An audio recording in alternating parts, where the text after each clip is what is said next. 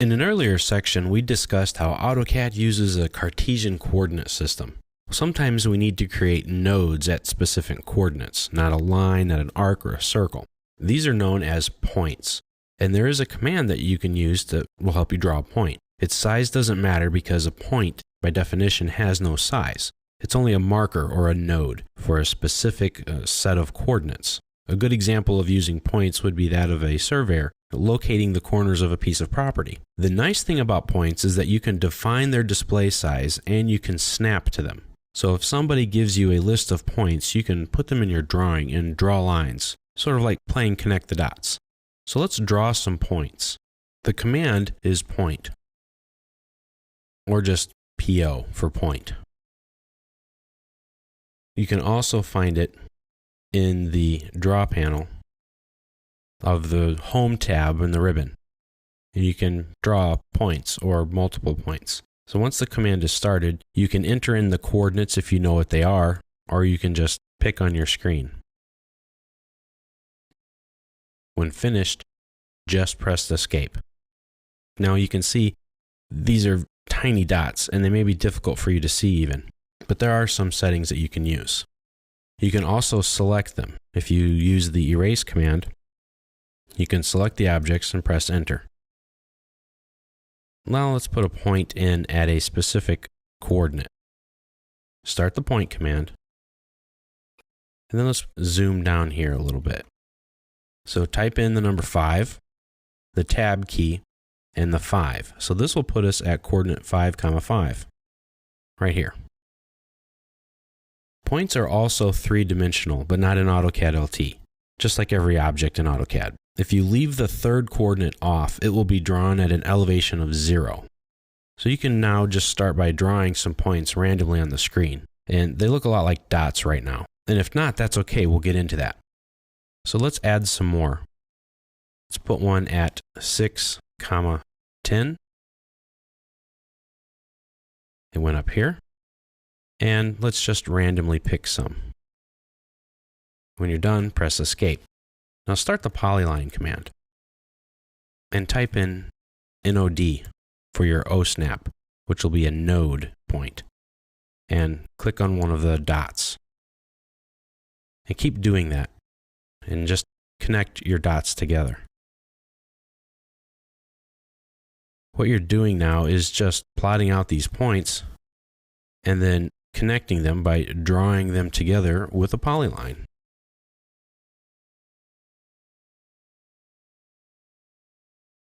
And you can make various shapes, etc. Now your points are still there. They didn't go away. They're just hard to see right now. If you want to change the appearance of your points, you can. You'll have to use some different system variables. One of them is called PD mode. By default, it's set to 0, and this changes the appearance. The other one is called PD size, and that's for changing the size. So if we set in 1, and we zoom in, it's still hard to see. If you type PD size, right now the size is set to 0, and that's part of your problem. If we set it to 1, refresh our screen, it's still not working the way we want. That's because these settings are very hard to use. So let's go to something else called DDP type. Press enter. Now we have something we can use. This is a nice little visual style where you can pick what your point looks like. This is a dot, this is nothing. This is a plus, an X, etc. And now you can pick the size. When you're done, you click OK. And there you go.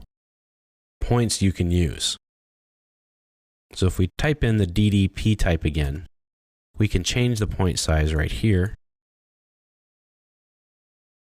And now they're a bit smaller. You might have to do a regen, REA, regen all, to visualize it. But there's another setting here, set size in absolute units. That will set the size of it and lock it in. So we have it at 0.5 units. So no matter how far we zoom in or out or what scale the drawing is at, it will be 0.5 units in size. Sometimes though, you will use a viewport and you'll have a different scale for your drawing, and so your 0.5 may be too small. So sometimes you may need it to be set to the relative to screen size. Now that will keep it at 0.5 units, but relative to the size of your screen. It's a percentage, not a unit size. So let me show you. If I click OK, they reduce in size. They're at 0.5% of my screen size. So if my screen hair is 100%, it's taking half of one of those percents. Now, if I zoom in, it looks like they're bigger, but when I refresh my screen, again, they're smaller. So they stay the same size regardless of where I'm at. Let's pick a different percentage, one that's easier to see. Let's go kind of big. Go 10%. So now you see how big they are. If I zoom in, they stay that size relative to the screen. Now that's very handy when you have a lot of points over a big area and you're changing the scale of your view. But sometimes you do want to lock them in to one size. It's all going to depend on what you're trying to do with your drawing.